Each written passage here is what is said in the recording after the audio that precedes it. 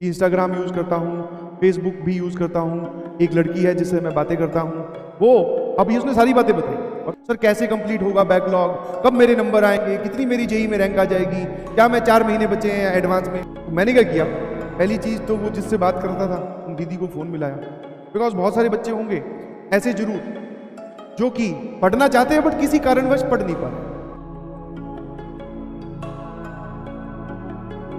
कल जब मैं वहां था कालू सराय, तो वहां पे एक बच्चे से मेरी मुलाकात हुई, थोड़ा परेशान था मेरे ख्याल से, ऐसी आपके साथ भी बहुत हो रही होगी चीज़ें, ठीक है, इस सवाल के जवाब पे आने से पहले। तो उसने मुझे बोला कि सर मैं चाह कर भी पढ़ाई नहीं कर पा रहा हूँ। उसने मुझे ये बोला कि सर मैं चाह कर भी पढ़ाई नहीं कर पा रहा हूँ, और उसने अपनी क्लियर पिक्चर मुझे बताई सारी चीज़ें।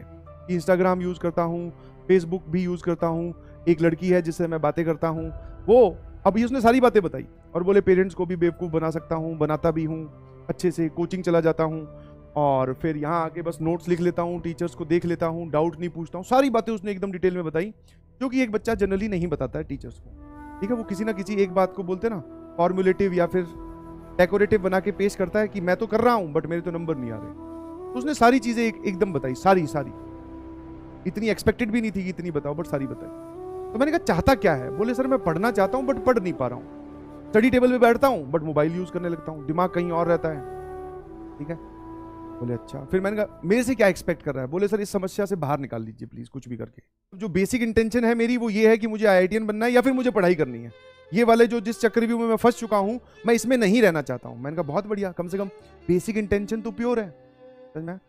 तो मैंने क्या किया, पहली चीज तो वो जिससे बात करता था उन दीदी को फोन मिलाया। मैंने कहा बेटा देखो ऐसे है कि हाँ, वो उसकी स्ट्रीम की नहीं है, शायद कॉमर्स की थी। मैंने कहा बेटा देखो आपको क्या करना है, अभी थोड़े दिन के लिए ये सब चीज़ों को होल्ड कर लीजिए प्लीज़, ठीक है। हाँ, आप इनको डिस्टर्ब मत करो, ये तुम्हें डिस्टर्ब नहीं करेगा, करता है तो मैंने वहाँ पर किसी का नंबर दे दिया। मैंने कहा इसको फ़ोन कीजिए, अगर आपको ये फ़ोन करता है तो मैं आपके पेरेंट्स को फिर इन्वॉल्व कर लूँगा।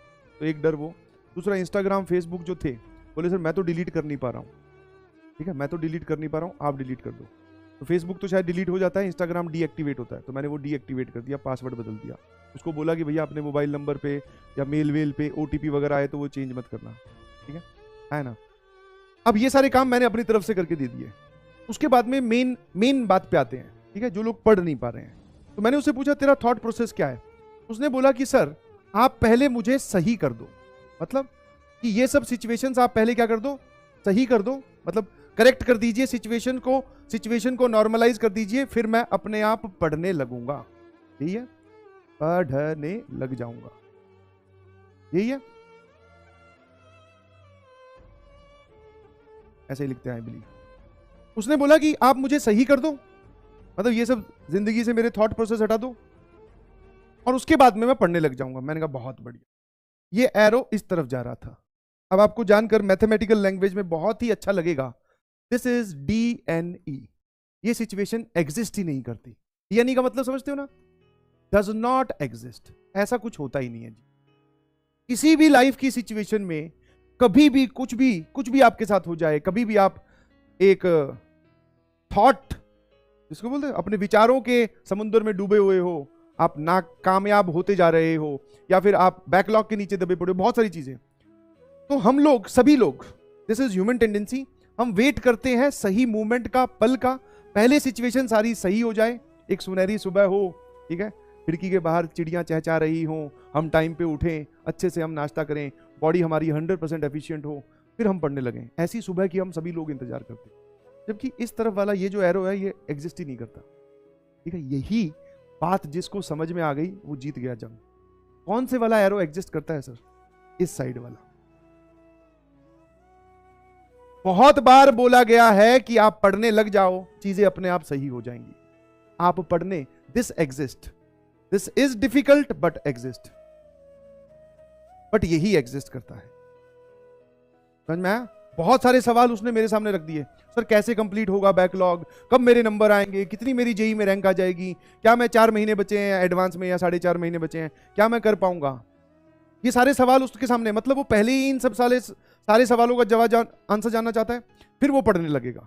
मैंने कहा ऐसा कुछ है ही नहीं, this direction is not exist. आप इसको ढूंढ रहे हो, एग्जिस्ट ही नहीं करती तो मिलेगी कहां से। इस वाले में मूव कीजिए, अब समझ में आ गया। पहला टास्क ये है, कॉम्प्लीमेंट्री टास्क आपको ये मिलेगा। आप पहला ये बना के बैठे हो, कॉम्प्लीमेंट्री वो मिले, ऐसा होता ही नहीं है। जो भी इंसान उस तरफ, फिर मेरे को लगा कि ये बात क्लास में एड्रेस करनी चाहिए, बिकॉज बहुत सारे बच्चे होंगे ऐसे जरूर जो कि पढ़ना चाहते हैं बट किसी कारणवश पढ़ नहीं पा रहे हैं। Start with your favourite subject, favourite topic, notes making and video watching. Start कीजिए इस काम से, और इस काम को करीबन आप 2 हफ्ते तक लगातार कीजिए बिना किसी दूसरे थॉट के, और ये काम अब आप खुद ही कर सकते हैं। उसके बाद में आप देखोगे कि आप सही होने लगे हो। धीरे धीरे 1 महीने बाद में आप देखोगे कि आपको सवाल सॉल्व होने लगे हैं।